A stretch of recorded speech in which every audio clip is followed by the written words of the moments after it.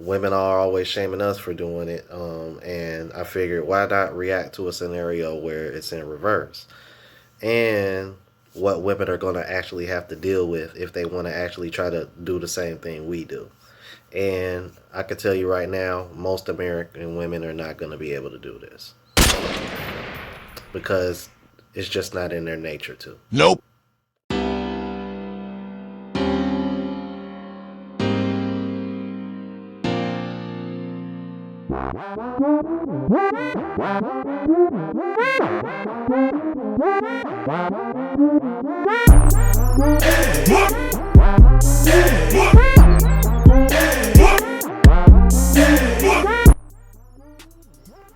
What's going on YouTube? It's your boy Rome back with another video. Before we get started, make sure you please like, comment, subscribe, all that good jazz. On the road to 10,000 subs, baby. Let's get it. Alright, so if you're new to the platform, please subscribe. OGs, I appreciate the love and support.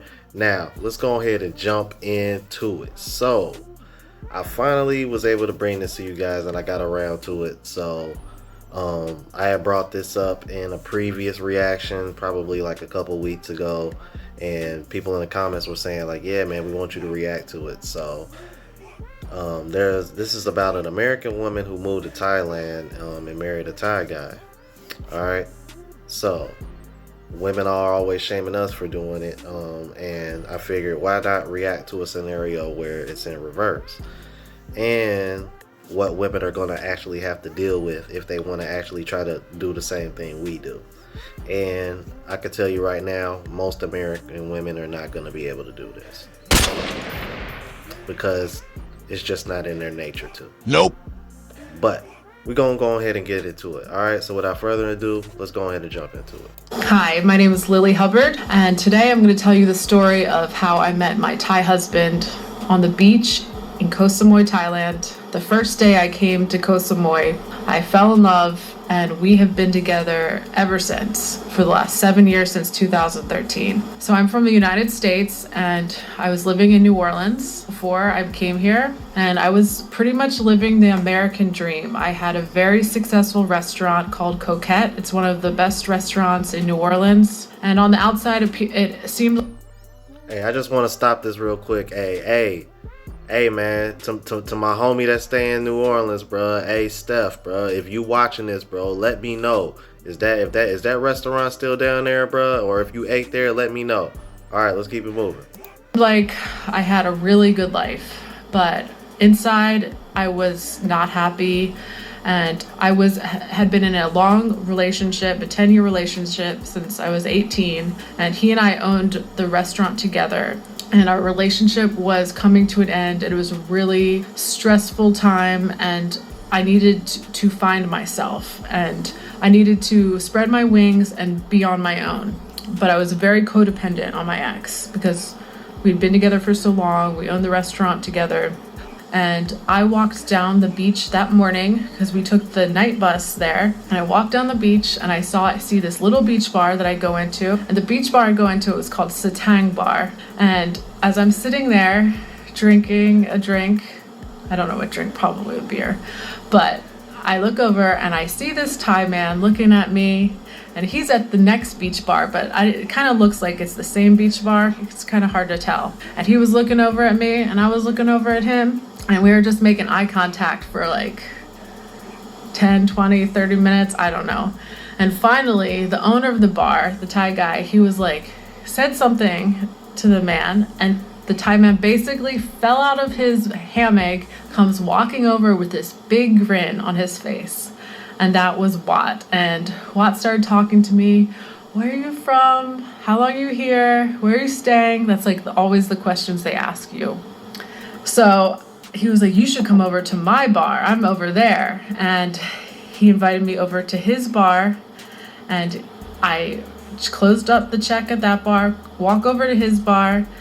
And he's cleaning a glass, and I sit there, and he turns around, and he said he almost fell over because he didn't expect me to come sit at his bar. Ooh, I'm getting like a little bit sweaty even thinking about this. So we start talking, and he asked me if I would want to go out to dinner with him. And I had just been in Vietnam with a Vietnamese acupuncturist showing me around like the authentic parts of Vietnam. So I was like, oh yeah, I definitely would love to go out to dinner and get some authentic Thai food with a real local Thai person. And so we went out to dinner that night, and we've been together ever since, basically. And he asked me if I would be his girlfriend pretty early on, and I said yes. And he showed me for that whole month around Thailand. I think about a week after we first met, he was like, will you come with me to my hometown and meet my family? And I said, okay, an adventure, I'm down. So he lives on the mainland in Champon. I think he called his sister and he was like, hey, I met a beautiful American woman. And she was like, oh, how'd you find? And he was like, and she has blue eyes. So he was just bragging right away. I felt like so special and such a queen around with him. He made me feel just so loved, and that's what I needed. And I remember going out to a club with him, to Arkbar, I think. We went to this club, and if I had to go to the bathroom, he would walk me to the bathroom, wait for me outside the bathroom until I came out.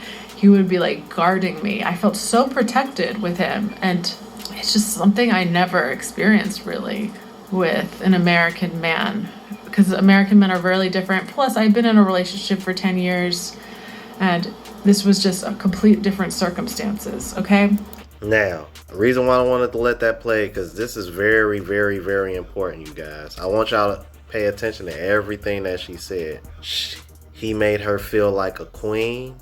He made her feel protected and guarded. Made her feel special. Sweetheart, you're not in abundance when you go to these countries.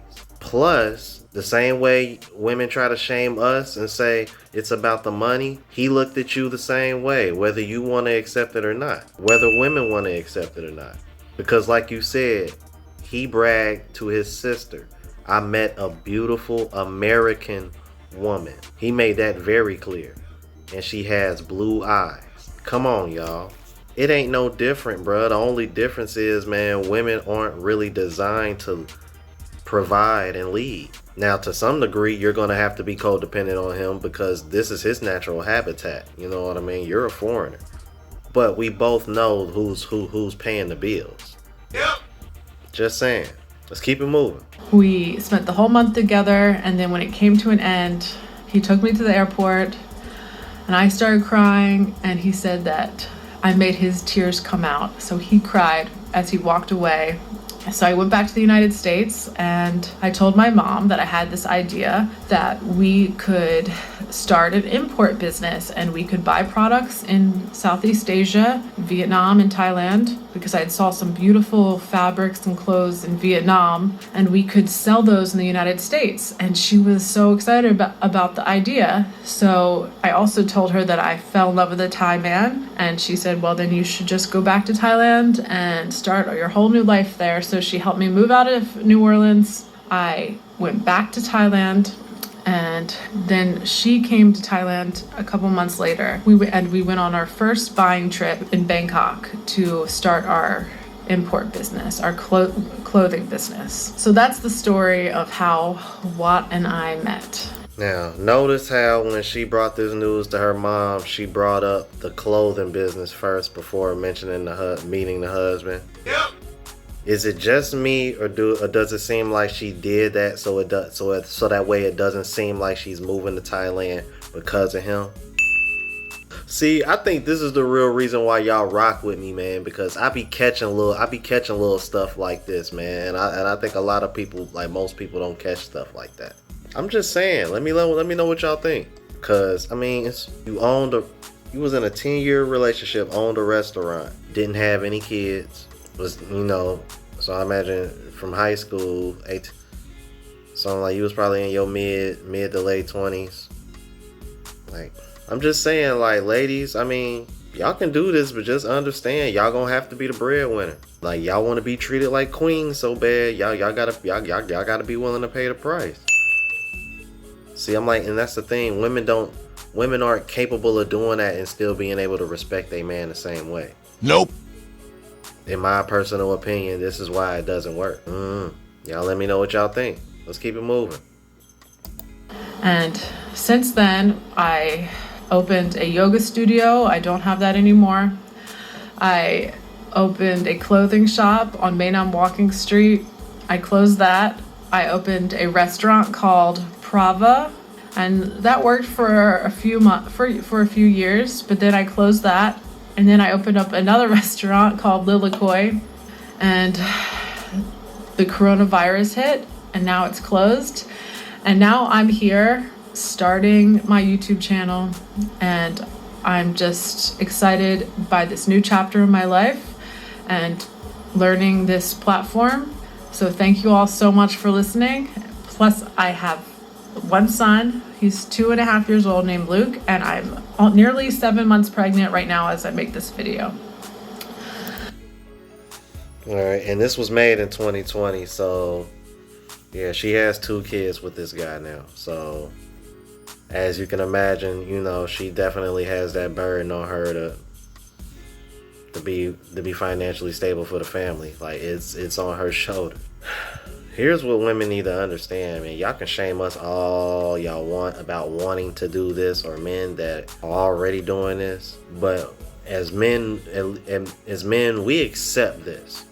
We know this is what it comes with because we understand economics. I think this woman understood economics, you know what I mean, given that she was running a business with a guy for a while. And to be honest with you, I think she wanted to be in a position of power without having to look up to a man. In this situation, she has control of the situation. Ladies, y'all can try to hit us with smoke and mirrors all y'all want, but y'all are not women of the 50s and 60s. Y'all are not women of the 50s anymore. Y'all still want men to act like those men in the 50s, but y'all don't want to be those women in the 50s. Y'all want to be like her, with a man that worships the ground you walk on and looks up to you, but is willing to die for you. Ladies, since when have women over here ever respected a man that puts her on a pedestal? When has pedestalizing women in the States ever worked for a man?